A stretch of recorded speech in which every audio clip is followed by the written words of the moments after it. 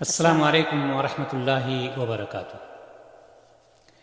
الحمد للہ رب العالمین والعاقبۃ للمتقین والصلاة والسلام علی اشرف الانبیاء والمرسلین نبینا محمد وعلی آلہ وصحبہ اجمعین، اما بعد۔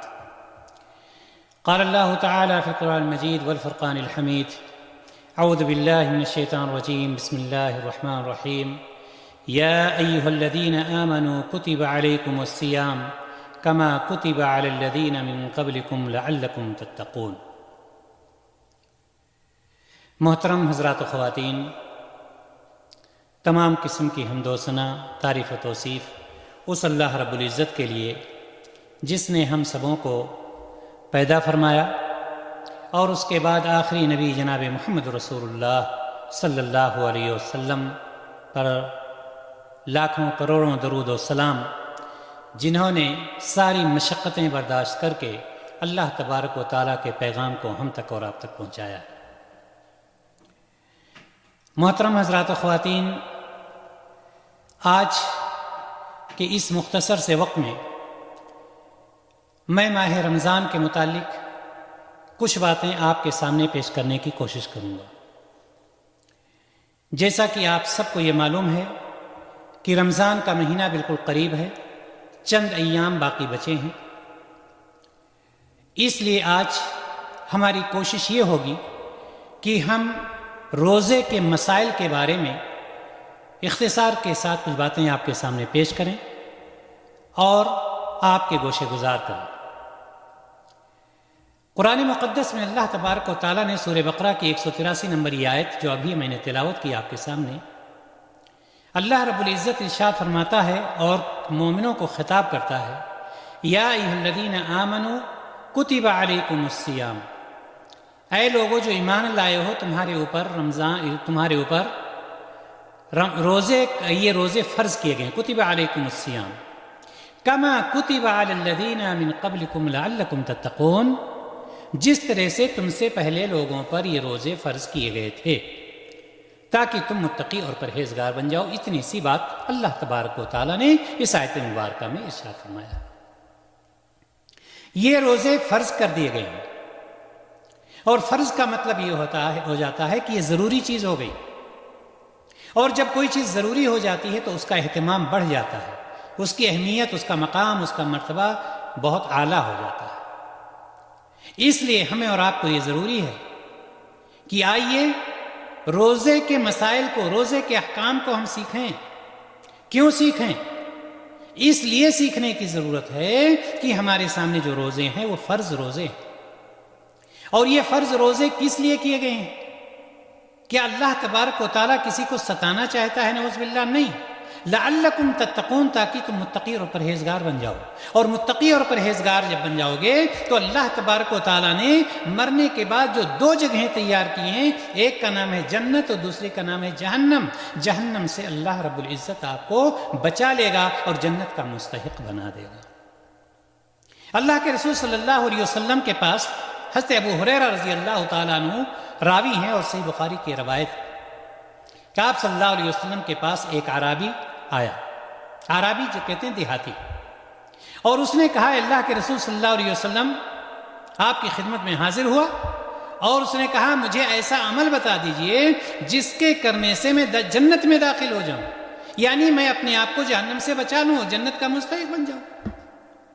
آپ صلی اللہ علیہ وسلم نے ارشاد میں اللہ تعالیٰ کی تم عبادت کرو، اس کے ساتھ کسی کو شریک نہ ٹھہراؤ، نماز قائم کرو، فرض زکوٰۃ ادا کرو، اور اسی طرح سے رمضان کے روزے رکھو۔ یہ نبی کریم صلی اللہ علیہ وسلم نے اس کو نصیحت فرمائی۔ اس شخص نے کہا والذی نفسی بیدہ لا ازید علی ھذا، اللہ کی قسم میں اس سے زیادہ کچھ نہیں کروں گا۔ تو نبی کریم صلی اللہ علیہ وسلم نے کیا ارشاد فرمایا؟ اس کے بعد آپ صلی اللہ علیہ وسلم نے فرمایا جسے جنتی آدمی دیکھنا ہو، جو یہ چاہتا ہو کہ جنتی آدمی دیکھے، وہ اسے دیکھ لے، یہ شخص جو جا رہا ہے یہ جنتی ہے۔ کہنے کا مطلب یہ ہے کہ جنت کو حاصل کرنے کے لیے، جہنم سے بچانے کے لیے عبادتیں کی جاتی ہیں، یہ ماہ رمضان رحمتوں کا مہینہ، برکتوں کا مہینہ، مغفرت کا مہینہ ہمارے سامنے آنے والا ہے. ہمیں اور آپ کو اس کے لیے تیاری کرنی چاہیے. ماہ رمضان بالکل قریب آ چکا ہے. وہ لوگ خوش نصیب ہوں گے جو اس کو پا کر اپنے گناہوں کو بخشوائیں گے، اس کو پا کر اللہ تبارک و تعالیٰ کو راضی کریں گے، اس کو پا کر اپنا راستہ جنت کی طرف ہموار کریں گے. لیکن ایسے ہی ایک وہ شخص ہوگا جو بدنصیب ہوگا، جو ماہ رمضان کو پا کر بھی اللہ تعالیٰ کو راضی نہیں کر پائے گا، ماہ رمضان کو پا کر کے بھی اپنے آپ کو اپنے گناہوں سے پاک و صاف نہیں کر پائے گا. وہ شخص بدنصیب ہوگا. ہم دعا کرتے ہیں کہ الہ العالمین ہم سب کو ماہ رمضان کا پانے والا بنائے. ہمیں ابھی یہ نہیں معلوم کہ ہم میں سے کون سا شخص ماہ رمضان کو پائے گا، کون نہیں پائے گا. ہمیں یہی دعا کرنی چاہیے کہ الہ العالمین ہمیں ماہ رمضان کا پانے والا اور ماہ رمضان سے زیادہ فائدہ اٹھانے والا بنائے. فائدہ کیسے اٹھائیں گے، فائدہ کیسے ہو سکتا ہے، یہ اصل چیز سوچنے کی ہے. محترم حضرات و خواتین، اگر ہم یہ سوچ لیں، اپنے ذہن و دماغ میں اس بات کو ہم بٹھا لیں کہ ہو سکتا ہے کہ یہ ماہ رمضان جو ہم سے بالکل قریب آ چکا ہے، یہ ماہ رمضان آخری ماہ رمضان ہو ہمارے لیے، ہو سکتا ہے ایسا. اگر ہم یہ سوچ لیں کہ اس ایک ماہ کے تربیتی کورس سے ہم اپنی زندگی کو صحیح راستے پر لے آئیں گے، ہماری زندگی جو کتاب و سنت کے خلاف چل رہی تھی، ہم اس ایک مہینہ کے تربیتی کورس سے، ماہ رمضان سے سبق حاصل کر کے اپنے آپ کو کتاب و سنت کا پابند بنا لیں گے. ہم اپنی زندگی کو کتاب و سنت کے مطابق گزارنا چاہتے ہیں تو آئیے روزے کے احکام و مسائل ہم جانتے ہیں. روزے کے احکامات کو ہم جاننے کی کوشش کرتے ہیں. اللہ تبارک و تعالیٰ سورۃ الانبیاء میں ارشاد فرماتا ہے فَاسْأَلُوا أَهْلَ الذِّكْرِ إِن كُنتُمْ لَا تَعْلَمُونَ. ان لوگوں سے جو اہل علم ہیں، جو قرآن و حدیث کا علم رکھتے ہیں، ان سے آپ سوال کرو اگر آپ کے پاس تعلیم نہیں ہے.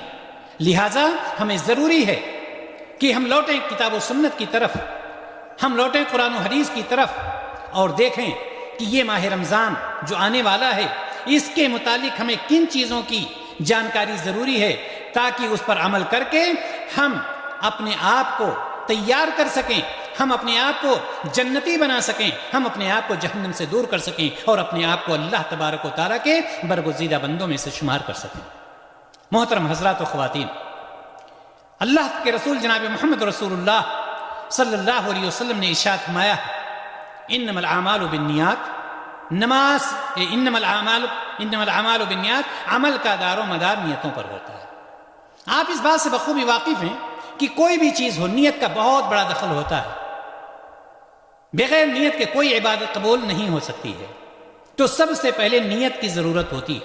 آپ یہ بھی جانتے چلیں کہ رمضان کا مہینہ شروع کہاں سے ہوتا ہے؟ یا تو 29 شعبان سے یا پھر 30 شعبان سے. یعنی 29 شعبان ختم ہوا، پہلا روزہ شروع ہو گیا، پہلا رمضان کا دن آ گیا. یا 30 شعبان ختم ہوا اور پہلا رمضان کا روزہ آ گیا. تو اللہ کے رسول صلی اللہ علیہ وسلم نے ارشاد فرمایا ہے کہ چاند کو دیکھ کر روزہ شروع کرو اور چاند کو دیکھ کر کے روزہ بند کرو. یعنی اگر 29 شعبان کو روزہ چاند نکل آتا ہے تو ہمارا 29 کے بعد روزہ شروع ہو جاتا ہے، اور اگر 30 کو چاند نکلتا ہے تو 30 کے بعد شروع ہو جاتا ہے.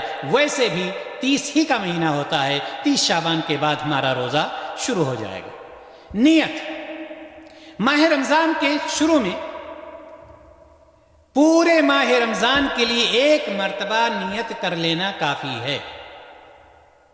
یاد رکھیے گا اس بات کو، پورے رمضان کے لیے ایک مرتبہ.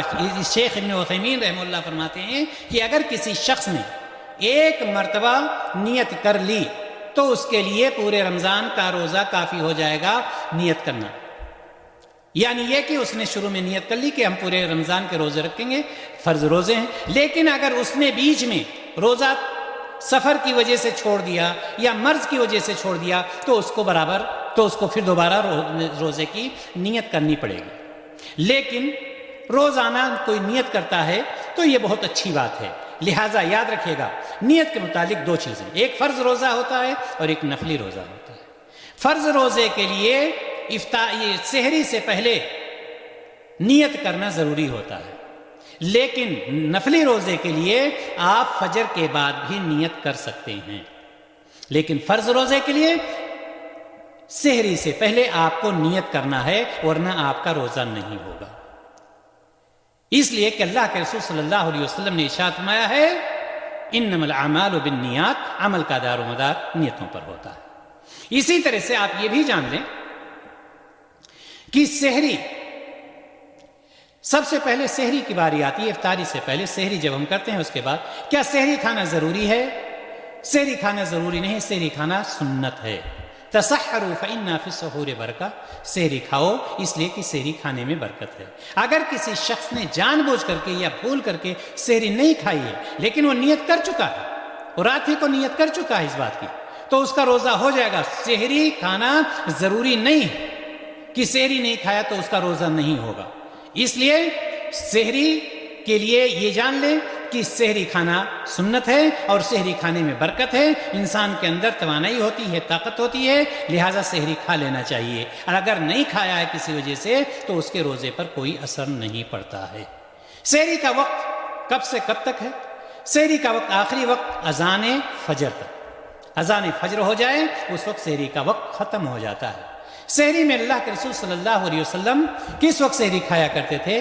عام طور پہ آپ صلی اللہ علیہ وسلم آخری وقت پہ سحری کھایا کرتے تھے، فجر کی اذان سے کچھ پہلے تک۔ لیکن یہاں پر آج کل 2 بجے تک لوگ جاگتے ہیں، 2 بجے سحری کھا کر کے اور سو گئے، فجر کی نماز بھی غائب ہو جاتی ہے۔ لہٰذا سحری کا اصل وقت جو ہے آخری وقت ہے، آخری وقت سے پہلے یعنی اذان سے کچھ پہلے، آدھا گھنٹہ پہلے، 1 گھنٹہ پہلے زیادہ سے زیادہ اس میں سحری کھانا چاہیے۔ یہ سنت طریقہ سحری کھانے کا ہے۔ اسی طرح سے افطاری، افطاری اللہ کے رسول صلی اللہ علیہ وسلم نے افطاری کے لیے کیا بتلایا ہے؟ آپ صلی اللہ علیہ وسلم نے فرمایا ہے کہ بسم اللہ کہہ کر کے اور افطاری شروع کر دیجیے۔ کھجور ہے یا کوئی چیز ہے، پانی ہے، جو میسر کیا اللہ تبارک و تعالیٰ نے آپ کو، اس سے آپ افطاری اپنی شروع کر دیجیے، صرف بسم اللہ۔ اور جب آپ نے بسم اللہ کہہ کر کے افطاری شروع کر دیا تو آپ پڑھیے ذهب الدم وابتلت العروق وثبت الاجر انشاء اللہ تعالی۔ یہ دعا ہے افطاری کرنے کا۔ افطاری میں سب سے زیادہ بہتر یہ ہے کہ آپ رطب کھجور مل جائے یا سوکھی کھجور مل جائے، اور اگر یہ ساری چیزیں نہیں ہیں تو پانی تو میسر ہی ہے، پانی سے آپ افطاری کر سکتے ہیں۔ افطاری کرنے والے کے لیے اور افطاری کرانے والے کے لیے بہت ہی زیادہ ثواب ہے۔ لہٰذا ہماری کوشش یہ ہونی چاہیے کہ ہم لوگوں کو افطاری کروائیں، خاص طور سے ان لوگوں کو جن کے پاس افطاری کا اہتمام نہیں ہوتا ہے یا افطاری کا انتظام نہیں ہوتا ہے۔ اسی طرح سے ایک مسئلہ یہ بھی ہے کہ اگر کوئی بوڑھا شخص ہے، بیماری کی وجہ سے صحت کی امید نہیں ہے اور وہ شخص روزہ نہیں رکھ پا رہا ہے، تو ایسی صورت میں وہ کیا کرے گا؟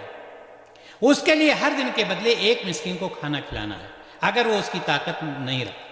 اگر روزہ رکھنے کی طاقت نہیں رکھتا ہے تو اس کو چاہیے، شیخ ابن باز رحمہ اللہ فرماتے ہیں کہ وہ شخص، ایسا شخص ہر دن کے بدلے 1 مسکین کو کھانا کھلائے گا، ہر دن کے بدلے 1 مسکین کو کھانا کھلائے گا۔ اسی طرح سے رمضان میں مسئلہ آتا ہے تھوک اور بلغم کا۔ روزہ دار کا تھوک نکلنے میں کوئی مذائقہ نہیں ہے۔ تھوک جو زبان پر آ جاتی ہے، اگر اس کو اندر کر لیا تو کوئی مذائقے کی بات نہیں، اور اس میں کوئی اختلاف بھی نہیں پایا جاتا ہے، جیسا کہ شیخ ابن باز رحمہ اللہ وغیرہ کہتے ہیں کہ اس میں کوئی اختلاف نہیں پایا جاتا ہے۔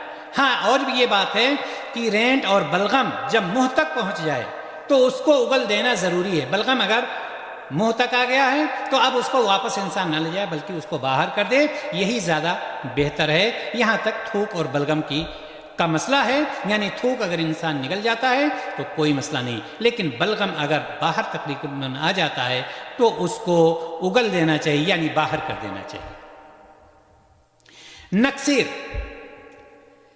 نکسیر سے نکسیر جو خون وغیرہ نکلنے لگتا ہے تو اس سے روزہ فاسد نہیں ہوتا ہے. صرف کون سا وہ خون ہے؟ نکسیر ہے یا استحاضہ ہے.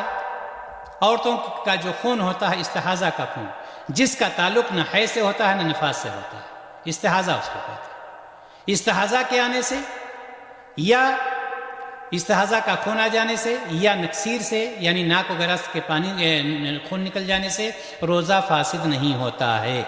ہاں، حیض اور نفاس یا کچھ نہ لگوانے سے کوئی خون نکلتا ہے تو اس سے روزہ فاسد ہو جاتا ہے.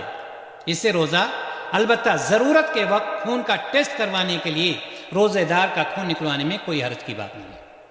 اگر آپ ڈاکٹر کے پاس کہیں گئے اور وہاں پر خون نکلوانے کی ضرورت پڑی تھوڑی سی تو اس سے کوئی فرق نہیں پڑتا ہے.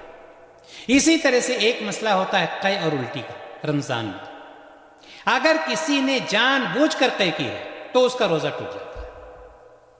یعنی گلے میں انگلی ڈال کر کے یا کسی طرح سے اگر کوئی الٹی کر دیتا ہے تو اس کا روزہ ٹوٹ جائے. اگر بلا قصد بغیر ارادے کی الٹی آ گئی جو آپ کے قبضے میں نہیں ہے تو شیخ ابن باز رحمہ اللہ ارشاد فرماتے ہیں کہ نہیں، اس سے روزے پر کوئی فرق نہیں پڑتا. اس میں کچھ لوگوں نے دو قسم کے الٹی کو کر یا قے کو کر دیا کہ ایک الٹی جو ہلکی سی آتی ہے اور ایک الٹی جو بھر منہ آتی ہے. اگر بھر منہ الٹی آئے تو روزہ ٹوٹ جاتا ہے، اگر تھوڑی سی آئے تو روزہ نہیں. اس طرح سے لوگوں نے اس کو تقسیم کر رکھا ہے، حالانکہ یہ کوئی تقسیم نہیں ہے. اس میں فرق صرف اتنا ہے، اگر کوئی جان بوجھ کر کے انگلی گلے میں لے جا کر کے اور الٹی کرتا ہے تو ایسی صورت میں اس کا روزہ ٹوٹ جائے گا. لیکن اگر خود بخود الٹی ہوتی ہے یا قے آ جاتی ہے تو اس کا روزہ نہیں ٹوٹے گا. اسی طرح سے یہ مسئلہ بھی جاننا، آنکھ یا کان کی دوا. رمضان کا مہینہ پورے مہینے کا روزہ ہوتا ہے، ایسی صورت میں ضرورت انسان کو پڑ ہی جاتی ہے. آنکھ یا کان میں دوا ڈالنے نیز آنکھ میں سرما لگانے سے روزہ نہیں ٹوٹتا ہے. آنکھ یا کان میں یا کان میں کوئی دوا ڈالتا ہے یا سرما لگاتا ہے تو آپ یاد رکھیں ابن عثیمین رحمہ اللہ فرماتے ہیں کہ اس سے آپ کے روزے پر کوئی اثر نہیں پڑتا ہے. یا کوئی مرد ہے یا عورت ہے اگر آنکھ میں وہ سرما لگاتی ہے یا لگاتا ہے تو اس سے بھی روزے پر کوئی اثر نہیں پڑتا ہے، روزہ اس کا فاسد نہیں ہوتا. لیکن اگر کوئی شخص ناک میں دوا ڈالتا ہے، یہ بات کر رہا تھا میں آنکھ اور کان کی، لیکن اگر کوئی ناک میں دوا ڈالتا ہے اور حلق تک پہنچ جاتا ہے تو شیخ ابن عثیمین رحمہ اللہ ارشاد فرماتے ہیں کہ اس سے اس کا روزہ فاسد ہو جائے گا، روزہ اس کا ٹوٹ جائے گا. ناک میں دوا ڈالتا ہے، کان کی بات نہیں کر رہا ہوں، ناک میں دوا ڈالتا ہے اور حلق تک وہ دوا پہنچ جاتی ہے تو شیخ ابن عثیمین رحمہ اللہ فرماتے ہیں کہ اس سے اس کا روزہ فاسد ہو جاتا ہے، روزہ اس کا ٹوٹ جائے گا. اسی طرح سے عورتیں کھانا پکاتی ہیں، مرد بھی کھانا پکاتے ہیں. کبھی ضرورت پڑ گئی چکھنے کی، کوئی چیز لیا زبان پہ چکھا اور اس کو نکال دیا، پھر تو بوقت ضرورت کھانے کا ذائقہ چکھنے میں بھی کوئی حرج کی بات نہیں اگر ضرورت ہی ایسی پڑ جائے تو. اس کا طریقہ یہ ہے کہ زبان کے کنارے میں رکھ کر چکھے اور اسے حلق تک نہ جانے دے، وہیں پر اس کو ختم کر دے. شیخ ابن جبرین رحمہ اللہ فرماتے ہیں کہ اس سے اس کے روزے پر کوئی فرق نہیں پڑے گا. یعنی اگر ضرورت ہے، کھانا چکھنے کی ضرورت ہے تو ایسی صورت میں کوئی مرد ہے یا کوئی عورت وہ کھانا چکھ سکتا ہے، بس وہ حلق تک نہ لے جائے، اس کو وہیں سے باہر کر دے. اسی طرح سے میاں بیوی رمضان میں روزہ کی حالت میں ہو اور شوہر اپنی بیوی سے زبردستی جمع کر تو بیوی کا روزہ صحیح ہوگا اور اس پر کوئی کفارہ بھی نہیں ہے. اگر بیوی اس کے لیے راضی نہیں ہے تو شوہر پر گناہ ہوگا، بیوی کا روزہ صحیح ہوگا، بیوی کے اوپر کوئی کفارہ نہیں ہوگا. البتہ شوہر گنہگار ہوگا چونکہ اس نے زبردستی کی اور گنہگار ہوگا. اور اس کا کفارہ کیا ہے؟ اگر کوئی شوہر ایسا عمل کرتا ہے تو اس کا گناہ کیا ہے، اس کا کفارہ کیا ہے؟ کفارہ اس کا یہ ہے کہ وہ ایک غلام آزاد کرے. اگر ایک غلام آزاد کرنے کی طاقت نہیں رکھتا ہے تو مسلسل 2 مہینے کے روزے رکھے، 2 مہینے کے روزے یعنی 60 روزے رکھے، اور اگر اس کی بھی طاقت نہ رکھے، 2 مہینے برابر روزے بھی نہیں رکھ سکتا ہے وہ، تو 60 مسکینوں کو کھانا کھلائیے۔ ابن عثیمین رحمہ اللہ کا فتویٰ، 60 مسکینوں کو اس کو کھانا کھلانا ہوگا۔ یعنی ایسا شخص جس نے اپنی بیوی کی غیر رضامندی سے جمع کیا تو بیوی کا روزہ صحیح ہوگا، لیکن گناہگار کون ہوگا؟ اس کا شوہر ہوگا جس نے یہ عمل کیا ہے۔ اسی طرح سے خروج منی کا نکلنا، اگر ذہن میں شہوت کا تصور کیا اور منی خارج ہو، کبھی کبھار ہوتا ہے کہ انسان تصورات کی دنیا میں، خیالات کی دنیا میں چلا جاتا ہے اور اس سے منی نکل آتی ہے، یا سوتے میں احتلام ہو گیا، دن کے 12 بجے سویا ہوا ہے، روزے کی حالت میں ہے، خواب دیکھا یا کوئی چیز دیکھا اور منی خارج ہو گئی، تو اس سے روزہ فاسد نہیں ہوتا ہے۔ شیخ ابن باز رحمہ اللہ فرماتے ہیں کہ اس سے اس کے روزے پر کوئی فرق نہیں پڑتا ہے، چاہے وہ تصور سے ایسا ہو گیا ہو یا دن میں سویا ہوا ہے، یعنی روزے کی حالت میں ہے، سویا ہوا ہے اور اس سے منی نکل گئی، تو ان ساری چیزوں سے اس کے روزے پر کوئی فرق نہیں پڑتا ہے، یعنی اس کا روزہ صحیح ہو۔ اسی طرح سے روزے کے مہینے میں کبھی کبھار انسان مریض ہو جاتا ہے، طبیعت خراب ہو جاتی ہے اور اس کو انجیکشن لگوانے کی ضرورت پڑ جاتی ہے۔ اب وہ انجیکشن بطور علاج جس میں غذا کی کوئی چیز نہ پائی جاتی، تو سوال یہ ہے کہ وہ انجیکشن لگوایا جا سکتا ہے یا نہیں؟ اس کا جواب یہ ہے کہ اگر کوئی شخص مریض ہو گیا اور اس کو انجیکشن لگوانے کی ضرورت پڑی جو کہ کھانے پینے کا بدل نہیں، اسے کوئی طاقت نہیں پہنچ رہی، علاج ہو رہا ہے، خواہ وہ مریض کے پٹھے پر لگایا جائے یا نس میں، خواہ مریض اس کی کڑواہٹ اپنے حلق میں محسوس کرے، تب بھی شیخ ابن عثیمین رحمہ اللہ فرماتے ہیں کہ اس کا روزہ نہیں ٹوٹتا ہے۔ یعنی یہ کہ ایسا انجیکشن جو کھانے پینے کا بدل نہ ہو، کھانے پینے کی جگہ پر نہ ہو، یعنی جس سے طاقت نہ پہنچتی ہو، پیاس نہ بجھتی ہو، اگر ایسا کوئی لگواتا ہے انجیکشن، تو ایسا انجیکشن لگوانے سے اس کے روزے پر کوئی فرق نہیں پڑتا ہے، اس کا روزہ نہیں فاسد ہوتا ہے۔ لیکن اگر کوئی شخص انجیکشن طاقت کا لگواتا ہے تو ظاہر سی بات ہے اس کا روزہ فاسد ہو جائے گا، اس کا روزہ ٹوٹ جائے گا۔ اسی طرح سے بھول کر کھانے پینے سے، کوئی شخص ڈیوٹی سے آیا، آفس سے آیا، پیاسا تھا، اٹھا کر کے پانی پی لیا اور بعد میں خیال آیا وہ تو میں روزے سے تھا، یا کھانا نکال کر کے کھانے لگا، کھانا کھا رہا تھا تب یاد آ گیا، یا کھانا کھا لیا اس کے بعد اس کو یاد آیا، تو شیخ ابن عثیمین رحمہ اللہ فرماتے ہیں اس کے بارے میں بھی کہ اگر کوئی کھا پی لیتا ہے بھول چوک کر کے ماہ رمضان میں روزے کی حالت میں، تو اس کا روزہ فاسد نہیں ہوگا، ہاں لیکن جب یاد آئے تو فوراً کھانے پینے سے ہاتھ روک لینا واجب ہے۔ اب یہ نہیں کہ شروع کر دیا ہے تو چلو اب پلیٹ میں ہے جو سب ختم کر لیتے ہیں، گلاس میں جتنا پانی ہے ختم کر لیتے ہیں، جوس جتنا ہے اس کو ختم کر لیتے ہیں، نہیں۔ شیخ ابن عثیمین رحمہ اللہ فرماتے ہیں کہ ایسی صورت میں اس کو چاہیے کہ جیسے ہی یاد آئے وہیں پر اپنا کھانا پینا فوراً بند کر دے، تو اس کے روزے پر کوئی فرق نہیں پڑے گا۔ اسی طرح سے ایک مسئلہ آتا ہے دودھ پلانے والی عورت اور حاملہ عورت کا۔ حاملہ اور دودھ پلانے والی عورت کا حکم مریض جیسا ہے، حمل والی عورت اور دودھ پلانے والی عورت کا حکم کیا ہے؟ بالکل مریض کے حکم کی طرح سے۔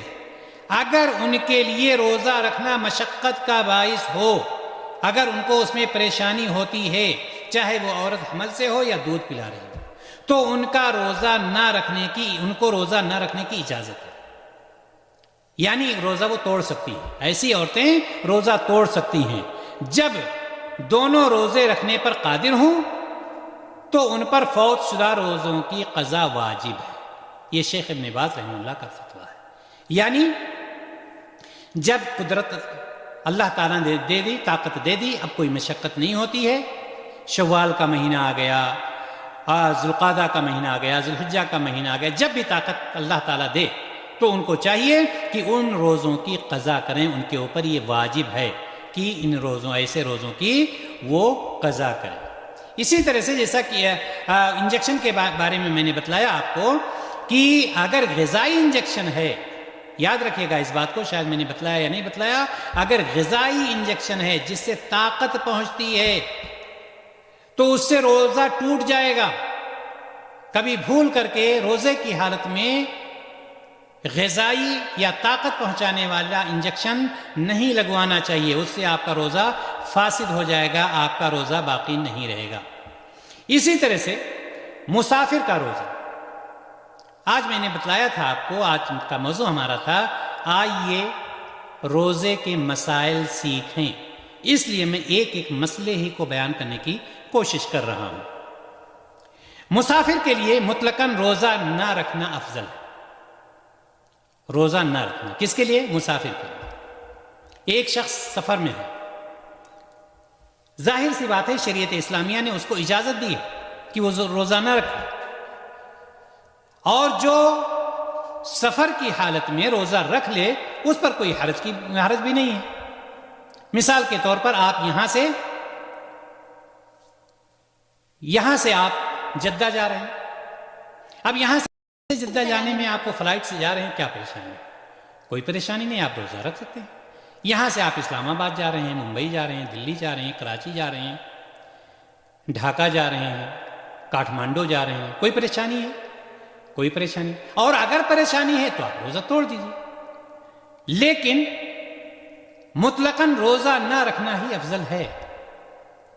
اگر کوئی شخص رکھ لیتا ہے تو کوئی حرج کی بات نہیں ہے۔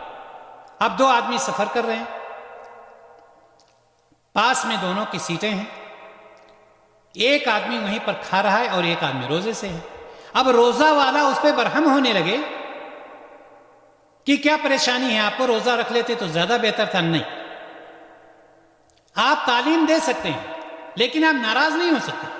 آپ یہ تعلیم دے سکتے ہیں کہ روزہ نہ رکھنا افضل ہے، ٹھیک ہے، لیکن رکھ لیتے تو کوئی حرج کی بات نہیں تھی، یعنی روزہ رکھنا حرام نہیں ہے سفر کی حالت میں، لیکن یہ کہ آپ ناراض ہوں اس پر، اس کے بارے میں غلط تصورات لائیں، یہ چیز آپ کو حاصل نہیں، یہ حق آپ کو حاصل نہیں۔ لہذا حالت سفر میں روزہ نہ رکھنا ہی افضل ہے، لیکن اگر آرام دہ سفر ہے، کوئی پریشانی اور مشقت کی بات نہیں ہے، اگر کوئی روزہ رکھ لیتا ہے تو اس میں کوئی حرج کی بات نہیں ہوتی۔ اسی طرح سے روزہ دار کے لیے رمضان کے دن میں نیز دوسرے دنوں میں بحالت روزہ مسواک کرنے سے پرہیز کرنا کوئی معنی نہیں رکھتا۔ کیا مطلب؟ یعنی اگر کوئی یہ کہے کہ میں اس لیے مسواک نہیں کرتا ہوں، چاہے وہ روزہ رمضان کا ہو یا نفلی روزہ ہو، کیونکہ میں روزے کی حالت میں ہوں، میں روزہ رکھتا ہوں، تو یہ چیز صحیح نہیں ہے، چونکہ مسواک کرنا سنت ہے۔ ابن عثیمین رحمہ اللہ فرماتے ہیں کہ مسواک کرنے سے روزے پر کوئی اثر نہیں پڑتا ہے، لہذا روزے کی حالت میں چاہے وہ روزہ رمضان کا فرض روزہ ہو، چاہے نفلی روزے ہوں، اگر کوئی مسواک کرتا ہے تو مسواک کرنے سے روزے پر کوئی فرق نہیں پڑتا ہے۔ اسی طرح سے خوشبو لگانے سے، روزہ دار کے لیے خوشبو لگانا اور سونگھنا، ایک تو ہوتا ہے خوشبو آپ نے لگایا ہاتھ میں اور پورے جسم پر لگا لیا، اور ایک یہ ہے کہ خوشبو لگایا آپ نے انگلی پر اور ناک میں لگا کر کے سونگھ رہے ہیں، دونوں میں کوئی فرق نہیں ہے، جائز ہے۔ خوشبو لگانے سے آپ کے روزے پر کوئی فرق نہیں پڑتا ہے۔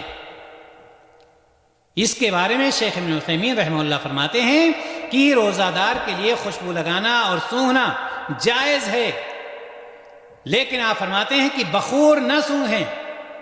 بخور جو سعودیہ میں پایا جاتا ہے، یہ بخور سونگھنے سے شیخ ابن عثیمین رحمہ اللہ نے منع فرمایا، کیونکہ بخور کا دھواں گاڑھا ہوتا ہے جو معدے تک پہنچ جاتا ہے، لہذا بخور تو سلگا کر کے نہیں اس کا دھواں لینا چاہیے، لیکن خوشبو لگانے میں کوئی مذائقہ نہیں، کوئی حرج کی بات نہیں ہے۔ اسی طرح سے یہ بھی جانتے چلیں کہ خون، دانت سے خون نکلنے سے روزے پر کوئی نہیں اثر پڑتا ہے۔ کبھی کبھار چوبھر سے یا سامنے کے دانتوں سے خون نکل آتا ہے اور اس پر لوگ فتویٰ جڑ دیتے ہیں کہ اب ان کا روزہ باطل ہو گیا۔ اس سے شیخ ابن عثیمین رحمہ اللہ فرماتے ہیں کہ اگر کسی کے دانت سے خون نکل آتا ہے تو اس کے روزے پر کوئی نہیں اثر پڑتا، لیکن وہ کہتے ہیں کہ جہاں تک ہو سکے خون نکلنے سے پرہیز کرے، خون اندر نہ جانے دے۔ اور اسی طرح سے جیسا کہ میں نے پہلے بتلایا، نکسیر پھوٹ جائے اور اس نے خون نکلنے سے پرہیز کیا تو اس پر نہ کچھ واجب ہے اور نہ ہی قضا لازم ہے۔ لہذا معلوم یہ ہوا کہ خون کے نکلنے سے، دانت سے اگر خون نکل آتا ہے تو اس سے روزے پر کوئی اثر نہیں پڑتا ہے۔ تو یہ چند مسائل تھے جو آپ کے سامنے میں نے پیش کیا۔ اسی طرح سے آپ کو یہ بھی معلوم ہونا چاہیے کہ اللہ تبارک و تعالیٰ نے ماہ رمضان میں ایک ایسی رات بنائی ہے جو 1000 مہینوں کی عبادت سے کہیں زیادہ بہتر ہے۔ وہ رات کون سی ہے؟ اس کو ہم شب قدر کہتے ہیں۔ لیلۃ القدر خیر من 1000 شہر، 1000 مہینوں کی عبادت سے کہیں زیادہ بہتر ہے۔ وہ رات کب آتی ہے؟ رمضان کے آخری اشرے، رمضان میں 3 اشرے پائے جاتے ہیں، آخری اشرے کی طاق راتوں میں، یعنی 21، 23، 25، 27، 29، یہ 5 راتیں۔ ان میں اللہ کے رسول صلی اللہ علیہ وسلم نے ہمیں اور آپ کو شب تحروا لیلۃ القدر، لیلۃ القدر کو تلاش کرو، تلاش کرنے کا حکم دیا ہے، یعنی اس میں زیادہ سے زیادہ عبادت کرو۔ اور اللہ کے رسول صلی اللہ علیہ وسلم جب یہ راتیں آتی تھیں تو خود بھی شب بیداری کرتے تھے اور اپنے گھر والوں کو بھی شب بیدار کرواتے تھے، یعنی وہ بھی رات کو جاگ کر کے اللہ تبارک و تعالیٰ کی عبادت کیا کرتے تھے۔ لہٰذا ہمیں اس کا بھی خیال رکھنا چاہیے کہ آخری اشرے میں شب قدر ہوتی ہے اور 5 راتوں میں سے کوئی ایک رات ہوتی ہے، اور 5 راتیں کون سی ہوتی ہیں؟ طاق راتیں ہوتی ہیں۔ اسی طرح سے صدقہ فطر، صدقہ فطر کے نکالنے کا اصل وقت کب ہے؟ صدقہ فطر کے نکالنے کا اصل وقت 28 رمضان کے بعد۔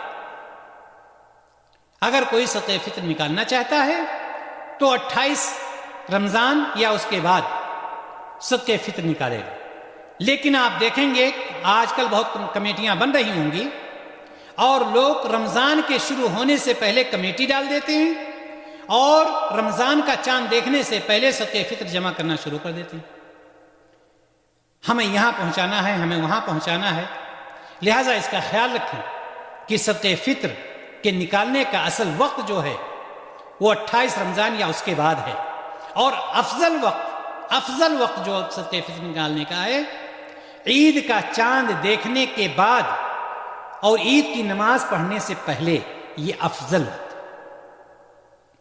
عید کا چاند دیکھنے کے بعد یعنی شوال کا چاند دیکھنے کے بعد اور عید کی نماز پڑھنے سے پہلے، یعنی عیدگاہ کی طرف جانے سے پہلے صدقہ فطر نکالنے کا یہ افضل وقت مانا جاتا ہے۔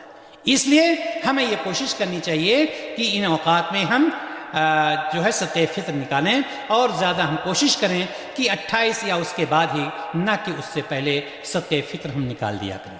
محترم حضرات و خواتین، یہ تھا آج کا درس جو رمضان کے احکام و مسائل کے بارے میں یا روزے کے احکام و مسائل کے بارے میں اختصار کے ساتھ میں نے آپ کی خدمت میں پیش کیا۔ ہم اللہ تعالیٰ سے دعا کرتے ہیں الہ العالمین ہم سب کو رمضان کا پانے والا بنائے۔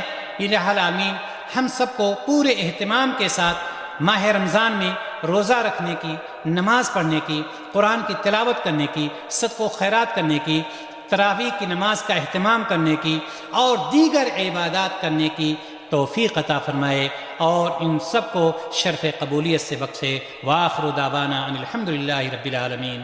السلام علیکم ورحمۃ اللہ وبرکاتہ۔